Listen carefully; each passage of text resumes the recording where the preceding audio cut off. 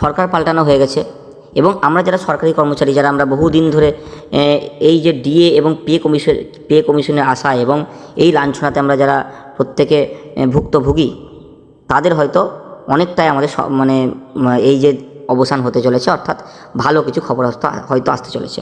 অর্থাৎ যে 15টা প্রমিস করেছিলেন আমাদের বিজেপি সরকার, সেখানে কিন্তু এই উল্লিখিত ডিএর কথা আমরা এবং তার সঙ্গে যে পে কমিশনের কথা কিন্তু একদম সুন্দরভাবে উল্লেখ ছিল। ঠিক আছে, তো দেখা যাক কি হচ্ছে।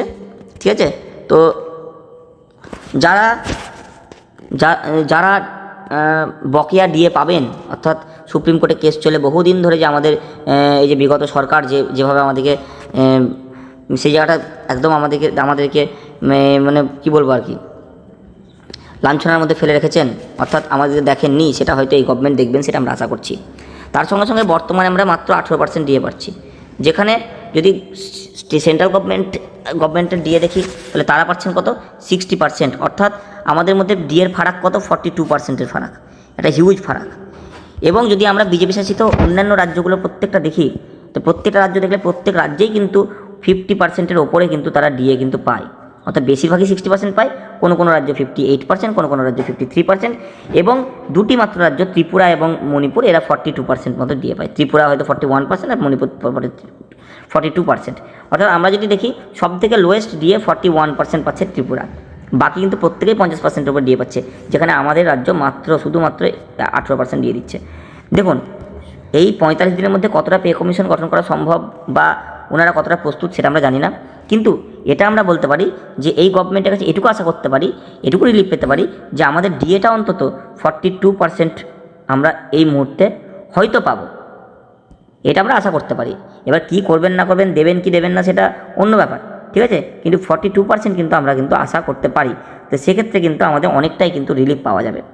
দেখুন কেউ যদি ক্লার্কশিপের কাজ করেন, প্রত্যেকের বেসিক পে আলাদা আলাদা আলাদা, কিন্তু যেহেতু যদি কেউ পুলিশ কনস্টেবলের কথা আমি ধরে নিলাম 22,700 টাকা যদি তাদের একদম basic pay, starting basic pay হয়, হ্যাঁ, বা যারা গ্রুপ সি কর্মচারী, তো তাদের যদি 42% দিয়ে যদি তার সঙ্গে আমরা অ্যাড করে দিই, তাহলে সেক্ষেত্রে কিন্তু আমাদের 9,534 টাকা, হ্যাঁ 9,534 টাকা কিন্তু আমরা মোটামুটি একটা ডিএ পেতে চলেছি। এটা যদি পাই অন্তত, তাহলেও কিন্তু অনেকটা রিলিফ। যেখানে মাত্র 4,000 টাকা পাচ্ছি, 9,534, মানে মোটামুটি 5,500 টাকা আমাদের কিন্তু স্যালারি হাইক করছে যদি আমরা এটাও পাই। আর যদি 60% গভর্নমেন্ট যদি এসে খুশি হয়ে দিয়ে দেন, তো সেক্ষেত্রে তো আরও ভালো। 60% দিয়ে দিলে সেক্ষেত্রে আমাদের 13,620, অর্থাৎ প্রায় 9,000-এর কাছাকাছি আমাদের ইনক্রিমেন্ট অর্থাৎ বেড়ে যাচ্ছে স্যালারিটা।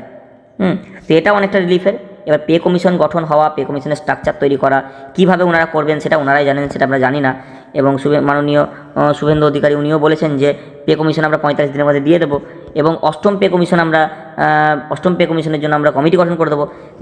এটা আমি কোনো একটা জায়গায় শুনলাম, কোনো একটা ইউটিউবে আমরা কোথাও একটা দেখলাম। তো ব্যাপার হচ্ছে সেক্ষেত্রে কতটা কী কাজ এগোবে জানি না, তবে যে 15টা প্রকল্পপত্র ছিল সেখানে 45 দিনের মধ্যে pay commission, 7th pay commission, ঠিক আছে, 7th পে কমিশন, আমাদের এখন চলতি 6th পে কমিশন রোপা 2019 চলছে, তো 7th পে কমিশন, ঠিক আছে, এটা কিন্তু 45 দিনের মধ্যে কিন্তু উনি আমাদেরকে, মানে বিজেপি সরকার কিন্তু তিনি আমাদেরকে প্রতিশ্রুতি দিয়েছেন।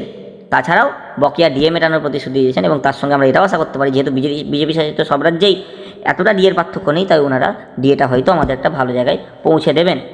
ঠিক আছে, আর একটা জিনিস আমরা অনেকটাই পিছিয়ে, আমরা দেখেছি আমাদের এইচআরএটা মাত্র 12%। তো এইখানে তো এই পে কমিশনে তো এটা চেঞ্জ হওয়ার সম্ভাবনা নেই, তবে যদি নতুন পে কমিশন গঠন হয়, সেই পে কমিশনে আমরা চাইবো, বা আপনারা প্রত্যেকে লাইক করুন ভিডিওটাকে, যেন ওনাদের কাছে পৌঁছায় এবং ওনারা যেন এটা নিয়ে ভাবেন, এইচআরএ নিয়ে। অর্থাৎ যারা কলকাতার মতো শহরে, অর্থাৎ সিটি শহরে যারা বাস করছেন, তাদের ক্ষেত্রে কিন্তু অবশ্যই এইচআরএটা 12%-এর জায়গায় 30%-এর কাছাকাছি হওয়া কিন্তু উচিত। সেক্ষেত্রে কিন্তু আমাদের বেসিক পের উপর 30% এইচআরএ হওয়া মানে অনেকটাই বেড়ে যাবে। তো 3টে স্ল্যাবে 3টে শহরে 3 রকম এইচআরএ দিলে অবশ্যই যারা কলকাতায় চাকরি করছে তাদের একটা ভালো একটা স্যালারি বাড়ার একটা সম্ভাবনা থাকবে, যেটা আমাদের সেন্ট্রাল গভর্নমেন্টে আমরা কিন্তু পেয়ে থাকি। তো 7th পে কমিশন কীভাবে কী হবে জানি না, বা কী লাগু হবে জানি না, তবে আশা করবো এইচআরএটা বাড়ুক এবং আমাদের স্যালারি ডিএটা মোটামুটি কেন্দ্রীয় হারে হোক বা কেন্দ্রীয় হারের কাছাকাছি হোক। হ্যাঁ, গভর্নমেন্ট আমাদের সেদিকটা দেখুন, আমরা সেটা অবশ্যই আশা করছি। এবার দেখুন 7th পে কমিশন কীভাবে কী ফিটমেন্ট ফ্যাক্টর করবে সেটা তো আমরা জানি না, এক একজন এক একটা আন্দাজ করছে, সেই আন্দাজের ওপর ডিপেন্ড করে আমাদেরকে চলতে হচ্ছে, ওটা আমরা বলতে পারবো না। যেমন ধরুন এই যে কিছুদিন আগে যে একটা ফিটমেন্ট ফ্যাক্টর বেরিয়ে এসছে 3.833, আমরা কিন্তু আদতে কেউই কল্পনা করিনি যে এতটা ফিটমেন্ট ফ্যাক্টর কেউ চাইতে পারে, আমরা কিন্তু মোটামুটি কেউ ভাবিনি। ঠিক আছে। তো ওনারা বিচার বিবেচনা করে দেখেন যে না এটা পাওয়া যেতে পারে। তো 3.833 যদি আমাদের ফিটমেন্ট ফ্যাক্টর হয়ে যায়, তাহলে আপনি ভেবে দেখেছেন যারা কনস্টেবলে চাকরি করেন তাদের কোথায় স্যালারি গিয়ে দাঁড়াবে, তাদের বেসিক পে কোথায় গিয়ে দাঁড়াবে, তাদের বেসিক পে একদম 87,000 টাকা গিয়ে দাঁড়াবে। অর্থাৎ যদি যার বেসিক পে 22,700 টাকা ছিল, তার বেসিক পে 87,000 টাকা গিয়ে দাঁড়াবে, 87,000। এবং যাদের গ্রুপ ডি কর্মচারী, যাদের 18,000 টাকা বেসিক পে, তাদের 69,000 টাকা বেসিক পে গিয়ে দাঁড়াবে। যিনারা সাব ইন্সপেক্টরে একদম জাস্ট করবেন, মানে যুক্ত হবেন, তাও তিনাদের বেসিক পে 32,100 থেকে 1,23,000, ঠিক আছে, 23,000 টাকা দিয়ে দাঁড়াবে। তো এতটা হাই কতটা সম্ভব নয় সেটা আমরা জানি না।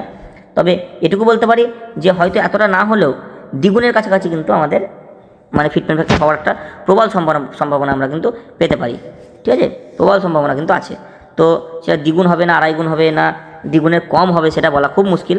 যদি দ্বিগুণও হয় সেক্ষেত্রেও 22,700 টাকার সঙ্গে যদি ফিটমেন্ট ফ্যাক্টর 2 হয়, তাহলে বুঝতেই পারছো, হ্যাঁ, 45,400 টাকার কাছাকাছি, হ্যাঁ, আমরা বেসিক পে আমাদের কিন্তু হচ্ছে। তার সঙ্গে এই চারে কীভাবে কী ক্যালকুলেট করবে না করবে জানি না, তবে এরকম একটা ধরে চলাই ভালো। যদি আমাদের 7 পে কমিশন গঠন করা হয় এবং ফিটমেন্ট ফ্যাক্টর 2 এর কাছাকাছি হয়, তাহলে বোঝা যাচ্ছে মোটামুটি স্যালারি প্রায় 1.9 গুণ বেড়ে যাবে। কারণ ডিএটা আমরা কমে যাচ্ছে, এখন 18% ডিএ পাচ্ছি, সেই ডিএটা হয়তো 0 হয়ে যাবে। কিন্তু ফিটমেন্ট ফ্যাক্টরের জন্য আমি যদি এটাকে 100 ধরি, 100 থেকে 18 বাদ দিলে কত হয়, 72%, যে আমাদের মানে 0.72% কিন্তু ওখানে ইনক্রিজ হচ্ছে। আর তার সঙ্গে এই চারের দিকটা যদি ওনারা বিচার করেন, রেশন যেটা আমরা পাই সেদিকটা যদি আরও বাড়ানো হয়, ঠিক আছে, বা আরও যদি কিছু লাগু করা হয়, সেটা পরের কথা। কিন্তু 7 পে কমিশন কবে হচ্ছে, কবে লাগু হচ্ছে সেটা এখন দেখার। আমাদের ডিএটা নিয়ে কিছু দেখুন, 4% ডিএ তো সরকার ঘোষণা করেছিল, কিন্তু দেয়নি এই মাসে, এতে আমরা কেউই পাননি। তো কতটা কী ডিএ দিচ্ছে সেটাও আমাদের এখন দেখার ব্যাপার। আমরা আশায় এই নতুন সরকার নিয়ে এসেছি, এই লাঞ্ছনা এই বঞ্চনা থেকে আমাদের মুক্তি যেন হয়, হ্যাঁ, সেই আশায় আমরা করব। এবং সুষ্ঠুভাবে আমাদের সরকার চলুক, আমাদের আগামী দিনে যে প্রতিশ্রুতি দিয়েছেন এবং শিক্ষা ভালোভাবে ফিরে আসুক, সব কিছু ঠিকঠাক হোক, এই আশায় আমরা করব। তো দেখা যাক কবে কী হচ্ছে। সব ভালো থাকবেন এবং 9 তারিখে সরকার গঠন, তারপরেই আশা করছি আস্তে আস্তে সব জট খুলবে।